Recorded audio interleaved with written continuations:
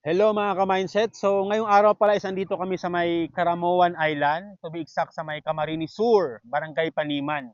So yung accommodation natin is nasa RMTM Beachfront accommodation tayo, no. So shout out sa RMTM Beachfront accommodation.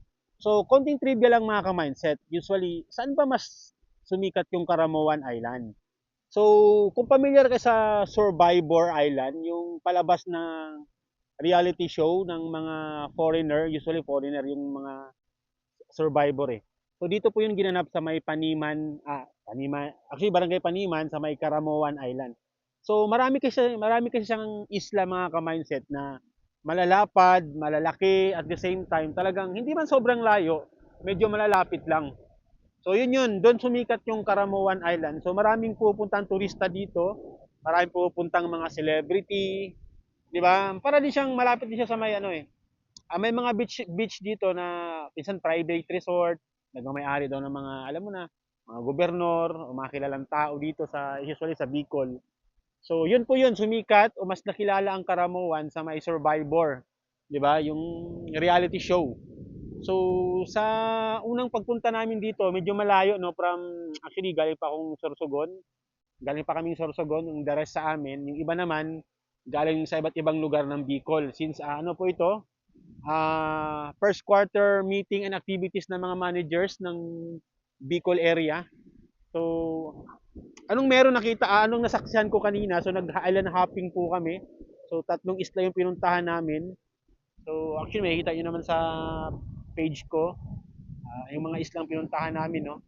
So, maganda, malinis yung isla, malinis yung dagat, maganda as in sobrang ganda rin. Although marami naman din kayo sa iba't ibang lugar, no? Especially sa mga probinsya or especially in Sorsogon or dito sa Camarines Sur. So, doon na nag-stand out yung Karamuan, yun nga doon sa ano, isa sa mga sikat na reality show na Survivor na which is syempre international yon. So talagang marami ang nakakapanood. So talagang doon mas sumisikat yung Karamuan Beach Resort. Ayan. So, kung pupunta kayo sa may Barangay Paniman, actually marami pong resort dito, tabi-tabi lang din.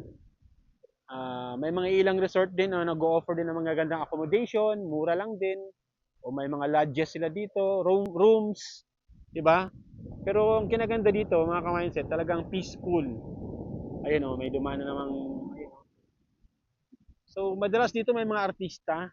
Sa ngayon lang wala kaming nakita, no? Wala kaming siyempre nakasabay. So, usually yun po yung mga nandito madalas mga ka-mindset. So yun lang mga ka-mindset, no, refresh lang kasi siyempre panibagong quarter na naman ng taon, bakbakan na naman siyempre sa sales, sa collection, siyempre sa corporate world, di ba? So kailangan nating mag-refresh, kailangan nating mag ano mo na, i-reset yung utak mo natin para sa panibagong paikibaka ng ating career. So yun lang mga ka-mindset, no, share ko lang naman sa inyo. Ayan.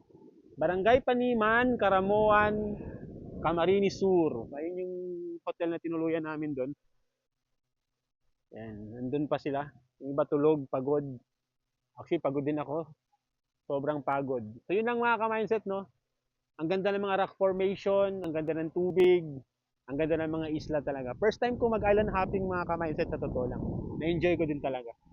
So, ayan, ingat tayong lahat ha. So once again, it's me, Mr. Choi. Lagi nagsasabing, mindset is power.